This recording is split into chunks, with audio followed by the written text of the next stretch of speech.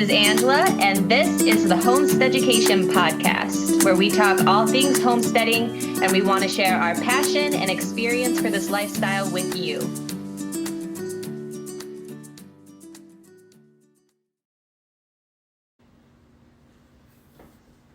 This episode of the podcast is proudly sponsored by ManaPro Homestead.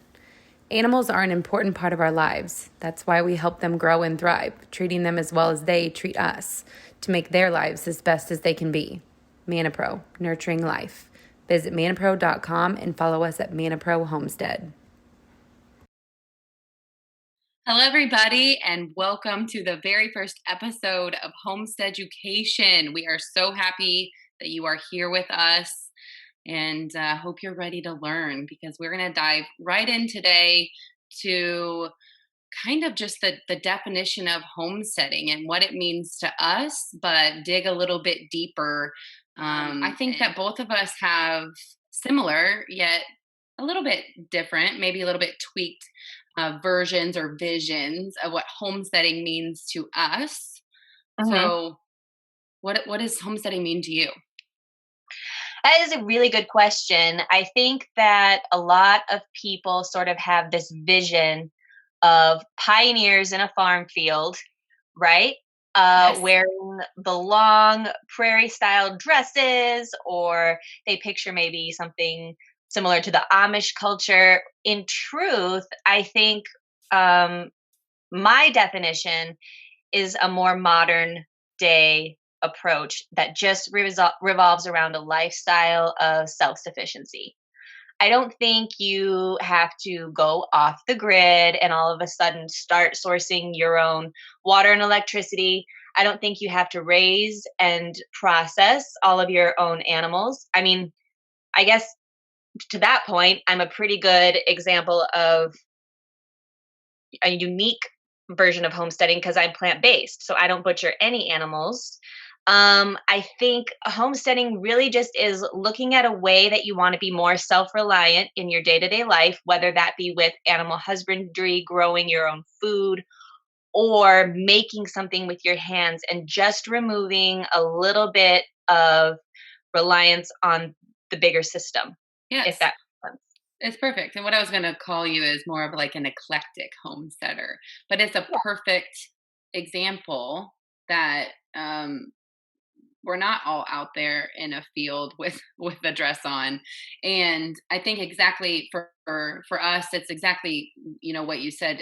It's returning to our roots and getting back to just figuring out how to do it ourselves. I think that what has kind of trended through all the generations is being able to pass things down.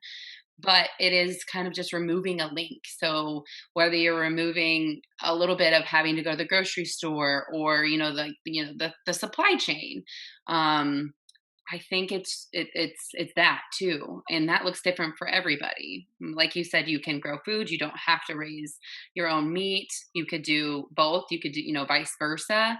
And that's the beauty of it. I think we as a more modern society have really pigeonholed ourselves into, if you are not the dress in the prairie, then can you really call yourself a homesteader? And I think that we both agree, yes. And that's what we're here to kind of debunk. Yeah, I think it's important to note along with that, homesteading, for me at least, is not the same as a quote unquote farming lifestyle. And I think this is, again, all going to come back to homesteading really is just whatever you personally make it, with a touch of self-sufficiency somewhere along the way. But for me, farming is, okay, I am a person and my job, my livelihood relies on feeding other people. Yeah. Whether that be with animals, crops, apples, something along those lines.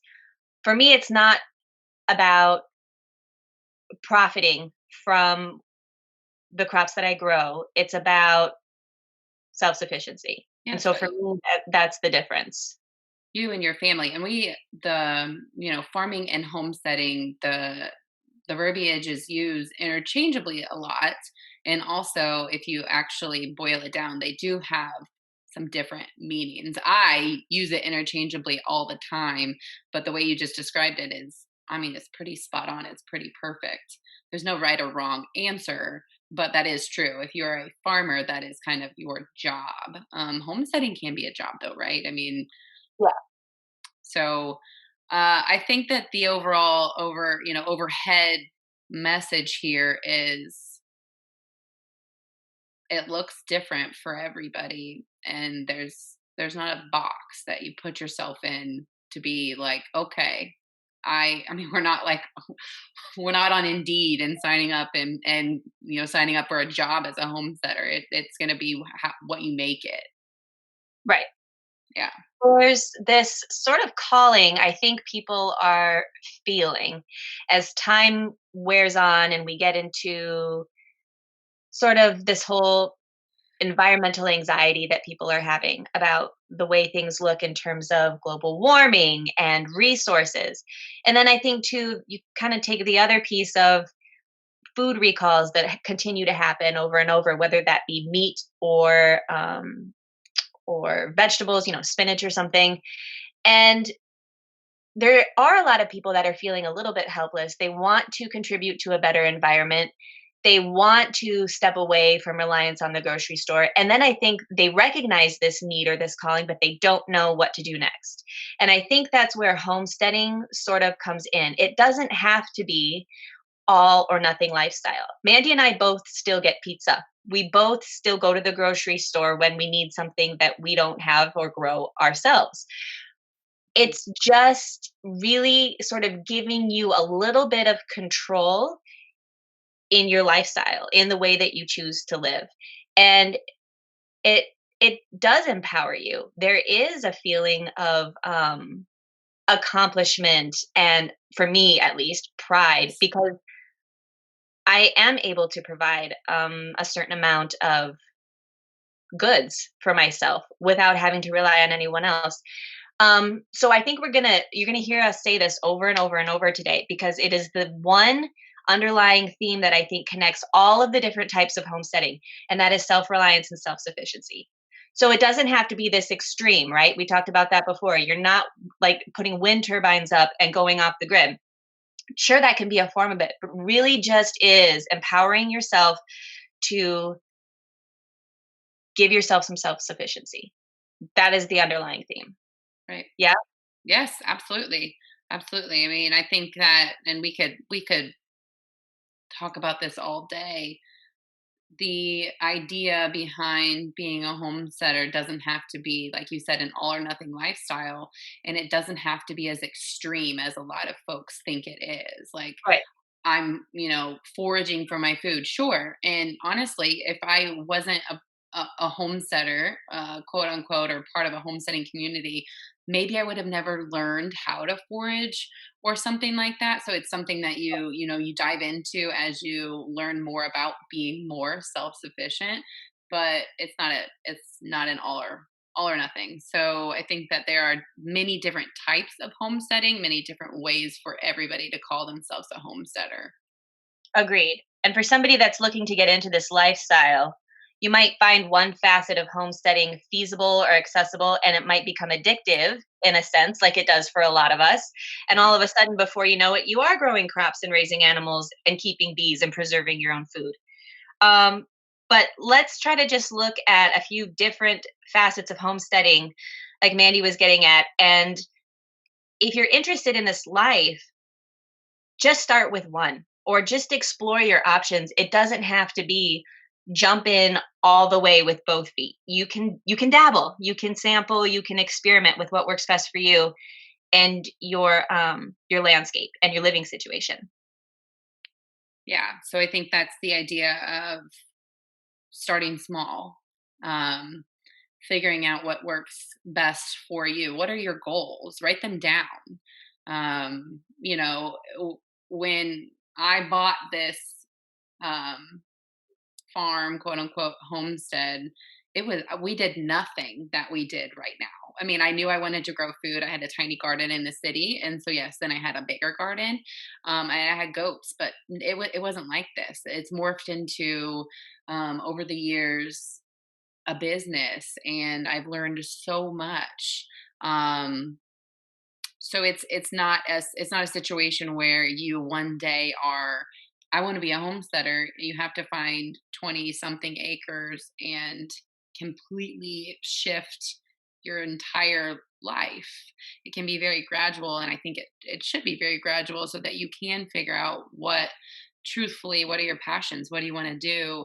Um, and then it morphs into something, like you said, that you might become a little bit obsessed about something.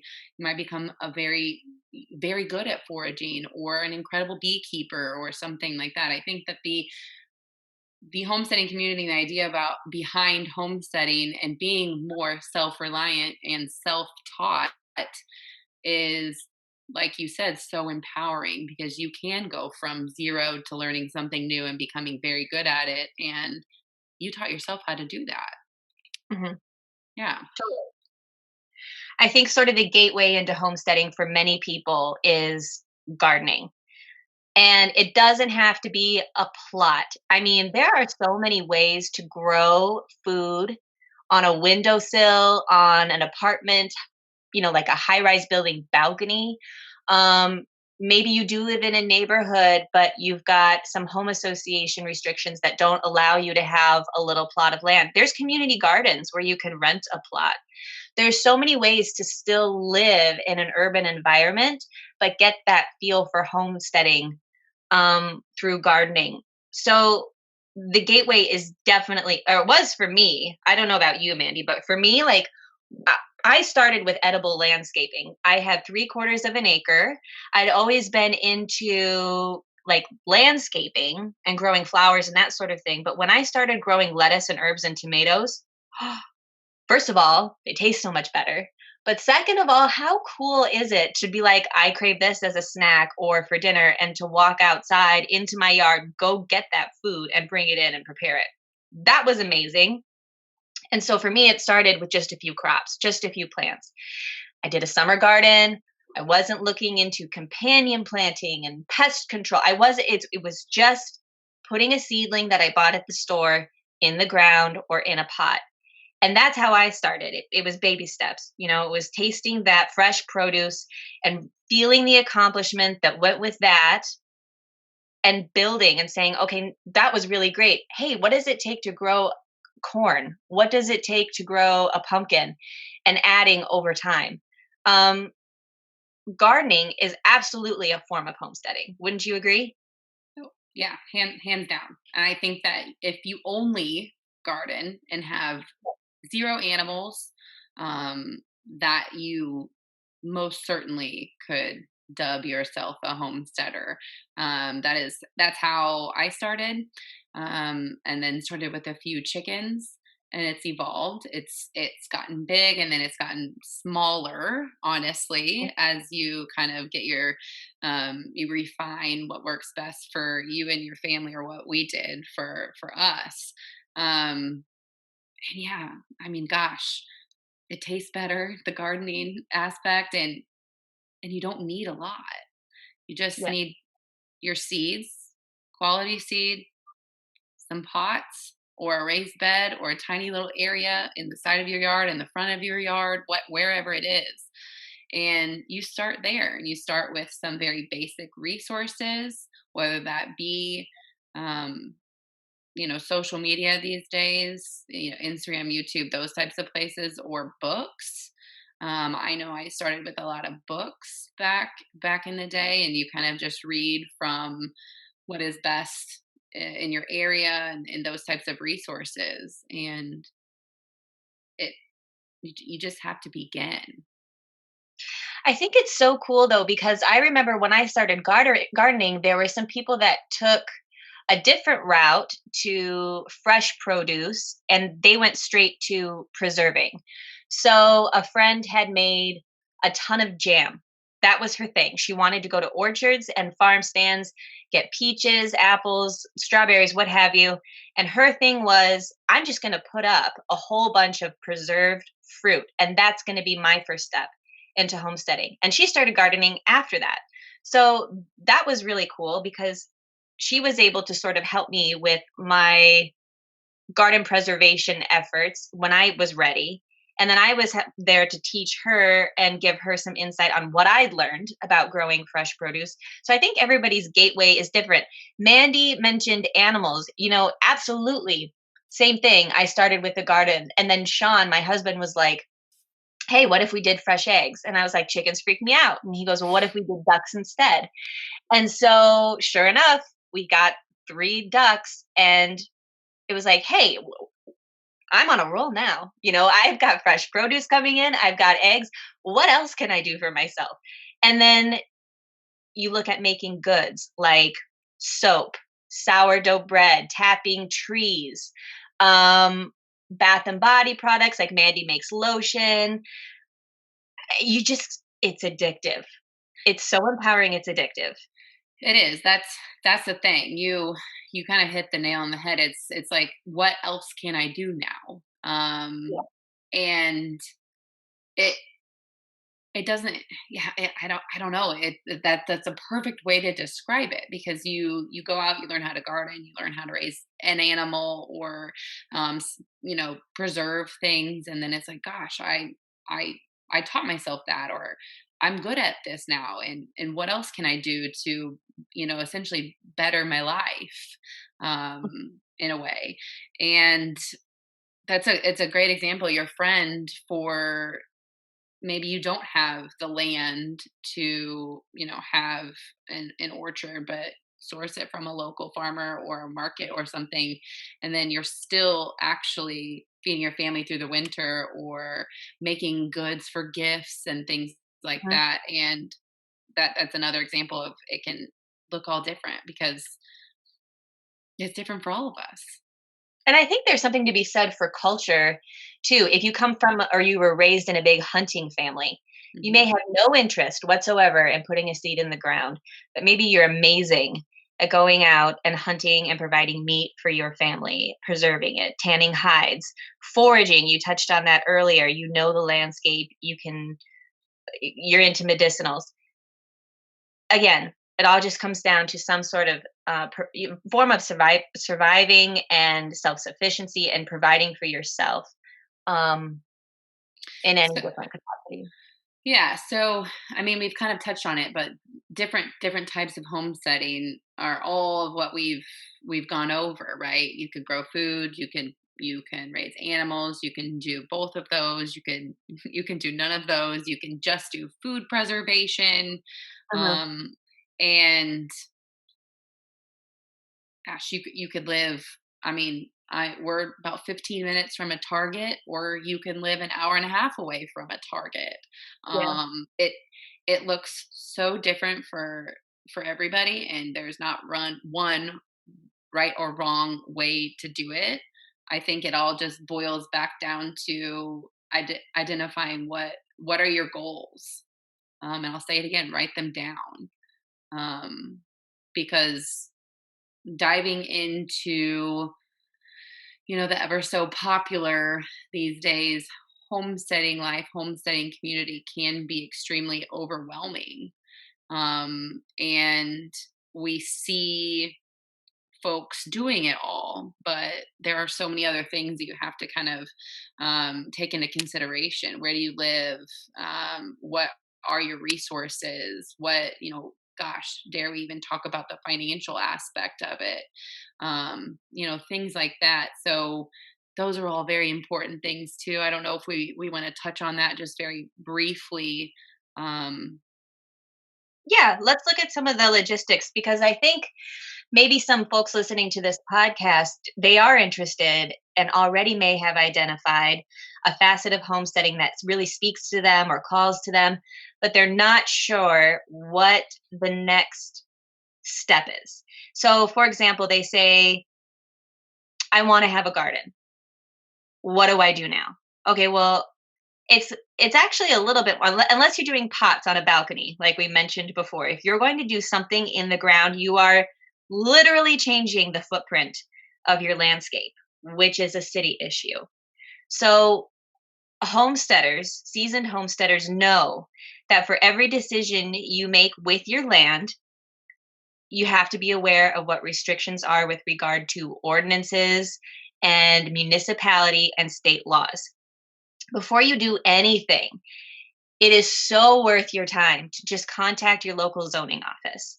Contact the city zoning office and just tell them what you're interested in doing, because there's fencing setbacks. For example, where I live, we can't have a fence built any closer than 40 feet to the edge of any property line. So you'll need to take that into account, because if you're going to build a garden, chances are you're at some point going to want to think about fencing it in from deer and other predators if those are in your area. So get familiar with what the restrictions and regulations are for your piece of land or where you're trying to do this. The other thing is, some cities and states have tax exemptions and credits and that sort of thing. They actually want you to partake in these activities. So they're going to give you a little bit of financial help or financial leeway in order to do that. When it comes to beekeeping, the placement of hives is absolutely regulated in city areas, because bee traffic, those bees coming in and out of the hives, they cannot intersect with where people walk on public walkways. And they also, for many cities, have to be set back so many feet, just like a fence from a boundary line. These are all things that you need to know before just saying, I'm going to keep bees. This is where I'm going to put my hive, ready, set, go. You really don't want to do that. The worst thing in the world, speaking from experience, is to get everything set up, only to get that letter in the mailbox from the city zoning officer saying, hey, we've had some complaints. This has to go. So just do yourself a favor, do the research up front. Yeah. I mean, this is all before you even, source your land, or I guess potentially if you've sourced your land, but long before you build a greenhouse or build a barn.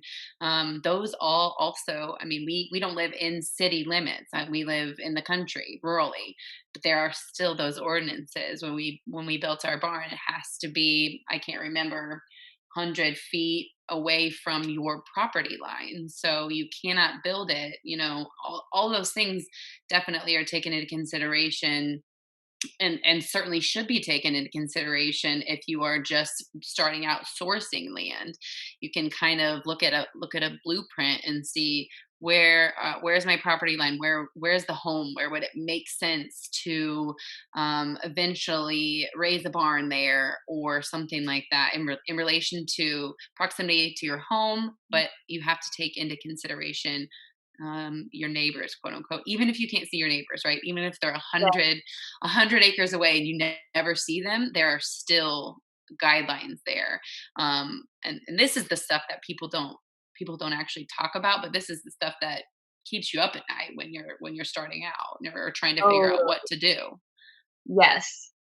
And when you are, or if you are sourcing land and you're working with a realtor, don't just say, yeah, we want to live in the country. Eventually, we'd like to have a couple of animals.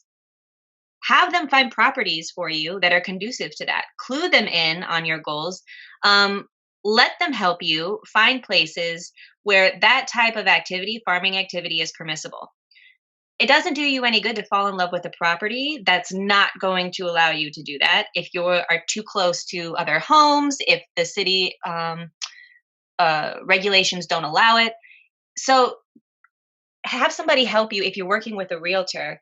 Find out what some of those regulations are on those properties, so they are showing you appropriate options. The other thing to keep in mind is when it comes to acres, you might look at a 20-acre property, but is it actually farmable land? Is it all stone and cliffs and rock? Because my sister-in-law has a property like that. They have something crazy like 135 acres, which I would kill for. However, a lot of it is old stone and caves. You can't do anything with that land in terms of farming. Does it have water access? If there's no stream or pond and you're going to keep livestock, how are you going to get water from point A to point be? Can it be fenced? If there's a river running in front of the property next to the road, like there is at my house, I can't fence there. I can't put a fence in the water. Physically, it would be a challenge, but the city also says no. So those are things you need to think about. Know your soil type that you're looking into. Is it all clay? Because if it's all clay, having an in-ground garden is going to be very difficult. You're going to need to look at doing raised beds. Is it a sunny location, or is it heavily wooded and covered with trees and a lot of shade? These are all things that if you have the luxury to identify them and know about them and take them into consideration before purchasing the property, that's huge. Rather than already being in a place and saying, I'm going to do this here, now I have to retrofit it and make it work. These are all things you really want to keep in mind. All things that, I'm not sure that I can remember knowing a lot of these things before we started. I think that's another thing. It's reaching out and finding these types of resources, whether you're listening to this podcast or you have a neighbor or a friend. Books, we're happy to share, books and things like that too. But most people don't know, hey, I want to move to this land, and should I check a soil sample? How do I even do that? Right? It's just not something that crosses your mind unless you're looking ahead into what your goals are. So again, write them down. Yeah, absolutely. We talked a little bit about water, and I do want to touch on this because it was an issue for us before we move on to sort of how to start and where to find resources and information. With regard to waterways, it's not just important to think about bringing water in and outbuildings, and how many outbuildings could you potentially have on a property, whether that be a shed or a barn. The other thing you really need to think about is when you have animals, there's output. You're going to have manure, and it has to have a place to go. Sanitation is huge. And if you live in an environmentally protected area, like I do in central New Jersey, water runoff is a huge consideration. So we don't really think about water in terms of what happens when it rains. Where does that water go? I mean, that sure does come into play when it comes to garden placement, right? You don't want to have a swampy garden, all this water pooling. But you also don't want to have a bunch of rainfall hit your compost or your manure heap and completely drench your entire property with that fecal matter. So that's something else. Really, the best thing you can do, like Mandi said, is write down your goal when it comes to homesteading. And if you have a piece of land that you love, just don't do anything right away and just observe. There needs to be an observation period because you have to familiarize yourself with the actual plane and the topography of your landscape. It's going to surprise you. I was very surprised. We think that we have this vision when we see our land of how we're going to lay everything out if we decide that we're going to source acres. Get a good rainstorm. Watch that water build up. Get some snow if that's in your geography, and see how those drifts are going to fall and change the way that you would walk to and from a barn. Homesteading is a journey. It takes time. There's no rush to get up a bunch of fencing and outbuildings and get animals in there. Do yourself a favor and just watch and observe before taking steps so you can do it the right way the first time and be done. I think that would be my biggest piece of advice. And there's beauty in that too. I'm sitting here and I'm looking at our greenhouse, which we've only had this will only be our second season, where the greenhouse is sitting used to be where the old garden was. And I moved it just for more space. But I knew, because I was able to grow food there, that it was a decent space for a greenhouse. So like you said, honestly, if you're not in a rush and you have the ability to, which we all do, have the ability to slow down a little bit, I think that's circling back to all the way in the beginning. That's another reason why we love this lifestyle. It's just you're able to, and it seems a little backwards, right? Slow down while you're doing all of these things. It is still very much an appreciative lifestyle, but go through seasons even, Mm. and look at daylight savings time. So you're looking at a whole year to see where the sun sets here, how many hours of sun do I get in this space, what is the rainfall like this year compared to next year. So it is because we are so reliant on a lot of things that are out of our control. If you're able to take the time and observe, it's in the long run, 10 years from now, you're going to look back and you're going to thank yourself. Yeah, I think that's good advice. Good words of wisdom. So we sort of beat it to death here. Know your goals, and I think one of the questions Mandy and I both tend to get from people interested in homesteading is, well, how do I start? What's my first step? What do I do? You have to know what you want to do. It's too high of an expectation to say, I want to garden and have chickens and horses and ducks and geese and tap trees. That's a lot of equipment to buy all up front. That's a lot of skills to learn. And let's just pick one. So let's just start with a focus. If you decide you're going to garden, evaluate your environment, whether that be containers, trellises, and growing up, or if you have the space to grow out on your own property or community garden. And then start simple. What do you need? Well, it'd be smart to get one of the cheap little soil tests on Amazon where you know your basic ingredients and just see what kind of soil you're working with. From there, you can start reading about how to improve nutrients if you need to. And then from there, once your soil is healthy and balanced, grab some seeds. Get a trowel or a shovel, find a way to water those seeds. And it's literally just putting one step in front of the other. Homesteading is not a lifestyle where we have it ready at the snap of our fingers. And I think in our society, we are a society of instant gratification. This is the opposite of that. This is the slow accumulation of knowledge through time and effort. That's the only way to do it. And I think walk away with that feeling of accomplishment and self-satisfaction. Would you agree? Oh, yeah, hands down. Absolutely. I think that that's a perfect explanation of just slow living and circling back to kind of everything that we have talked about. But your comment right there on just how we as a society, and it's increasingly getting quote unquote worse, if you will, of I want it and I want it now. And that's awesome. There are certain things that I want right now too. But taking those steps to do it right when it comes to what we're talking about is going to prove to yourself that all of the time and effort that you put into it is worth it. And I think one thing that people get frustrated about is they want to know it all right now. And I'm the same way.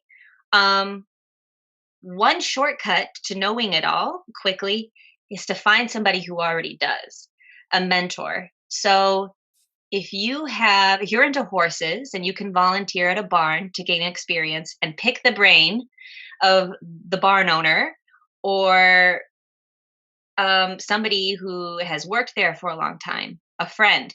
If you're into gardening, if you can grab a mentor, and if they're welcoming and if they want to help you, use that as a resource.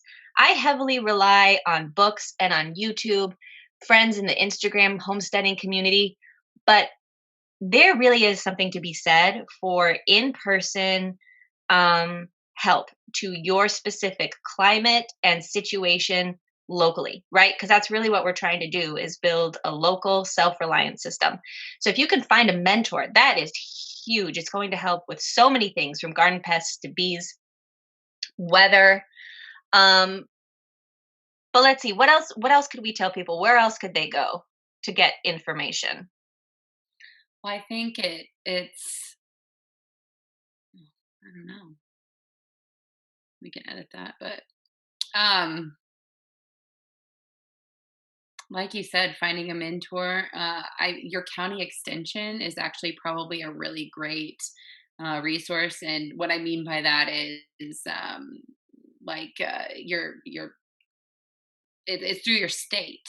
And each county will have, it's almost kind of, if you think about 4-H or you do things like that, there's always little, it literally will be called your county extension.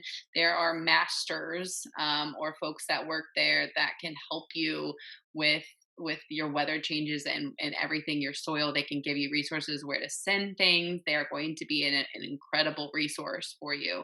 And it's perfect because it's individual to each of us, right? So, I mean, Angela could ask me a question on how I do something in Missouri, and that's great. I can tell her, but she might get completely different results because of her climate and her everything in her region of the United States.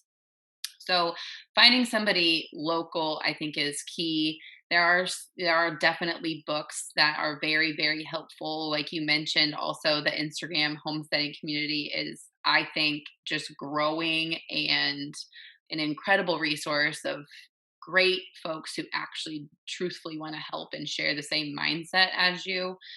Um, so those would be my suggestions.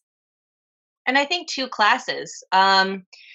Usually, Mandy mentioned the extension offices, they will be aware of classes through universities or, like 4-H groups. There's all sorts of agricultural groups, clubs, beekeeping associations available in any given community. Facebook groups, they will put meetups or something similar on their pages. So you can even find online classes. I teach online classes if you want to sort of have like a foot in the door. Um, but there's so many outlets for education if you're not the type of person that really absorbs information from a book. If you're looking for more a bit of a like a visual learning or hands-on learning, um, I would recommend classes. They do exist. They are out there and they are helpful. Um, I think once your goals are nailed down, starting small, um, researching and learning, getting a friend or mentor who can help you along is an essential part of getting into the homesteading lifestyle. Um, Maybe this is a good time to just real quick before we close touch on how we got into homesteading, like Sure, what that looked like. sure. Um, I have always just felt like this is where I belong. And no, I did not grow up in a farming community. No, my parents did not farm. My grandpa did not farm. I knew nothing about it. I graduated high school with 800 people, and I did not know who sat next to me at graduation. So you can come from a background like mine and still be here. Um, I wish I made it here sooner. Absolutely. But it has always been in my bones to want to learn and grow and do things for myself. And it is definitely, if we're honest, a pride thing. But it is just a way of life that makes me want to get up in the morning and makes me feel good about what I'm doing, how I'm contributing to not just my life, my family's life, but society as a whole. And it is so beneficial. It is so rewarding, and it just gets better, honestly. And now, I mean, do you want to just give folks a sense of that's where you started, but look how far you've come? What's your head count on your animal situation? What's the garden like?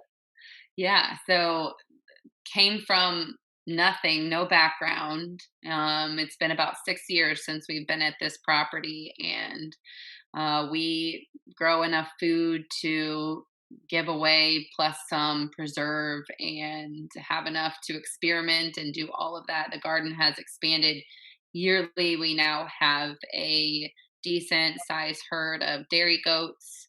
Like you said earlier, we make lotion and have developed a business from this lifestyle. But it took, people ask, how long did it take for you to feel comfortable? Or, gosh, chores take me 4 hours. How long did it take? And if we're honest, it took about 3 or 4 years before it made me feel like, hey, I have this down. And things changed all the time during those years. So giving yourself a ton of grace to get to where you want to be. And I'll say it again, where you want to be, not where you see somebody else, or you see somebody on social media being. It is definitely individual, and I think attainable for all of us if you want it. Totally. Mandi, it is totally attainable. She's self-taught. I'm self-taught. And we both just went after it because we wanted it. So kind of a similar approach to getting into homesteading was my experience, but a little different. I was into ornamental gardening, but I went through postpartum depression, and I had a graphic and website design business. And basically, I just got really sick of trying to balance being a brand new mom and the rat race. And I didn't want to do the rat race anymore. And it felt very superficial to me. And I wanted something deeper, and I wanted connection with the land, and something that I could bring my new son along with me. So I taught myself how to grow my own food. I replaced ornamental landscaping with edible landscaping. I put in a garden. Like I said, we got ducks. I learned how to preserve a few things and make bread. And it was just a growing lifestyle where now I'm on a different property. We have 6 acres. I wanted to learn to plow with horses, so I taught myself. We have a garden. We tap trees. We have an orchard. I do beekeeping.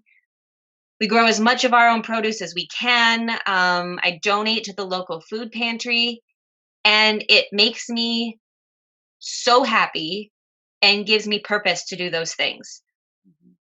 This lifestyle was never on my radar when I was younger. Mandi always says it's in her bones. She knew. She always had an idea. It took me a lot longer to figure out that this is where I was supposed to be, but I love it. I love it so much that now I want to be on this podcast sharing that passion with you all. So I think it absolutely is attainable. And Mandi hit it on the head. Do not go on social media and compare yourself and your homesteading journey to somebody else's, because it's different for everyone. And it goes at a different pace for everyone. And it's so important to embrace your journey and keep everybody else's out of your peripheral vision. Just focus on you and your homesteading story. And so I think that's one of the reasons we started this podcast, is because there is a lot of intimidation into getting into this lifestyle, but there doesn't have to be. It really is a beautiful thing. It really is accessible and inviting. And we want to help people like you get into it. Mandi and I have both done it, and not to toot our own horns, but I think we've done a pretty good job. And we like to share this information. We want to help you. So if you want more information, we hope you'll stick around.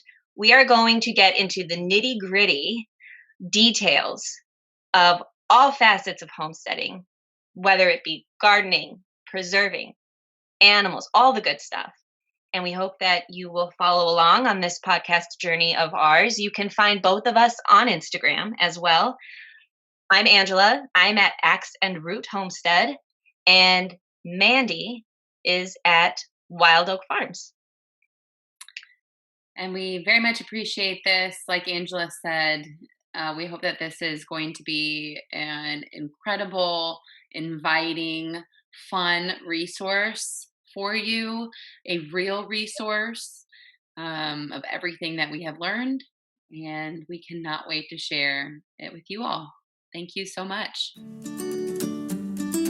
Thank you so much for tuning in to this episode of the HOMESTEADucation Podcast. Any relevant material will be put in the show notes. We hope you'll share our episodes and also click that subscribe button. For more information about this podcast, you can visit us on Instagram at HOMESTEADucation Podcast. Angela can be found online at axeandroothomestead.com and on Instagram at axeandroothomestead. Mandi can also be found online at thefarmermandi.com and on Instagram at Wild Oak Farms. We'll see you next time.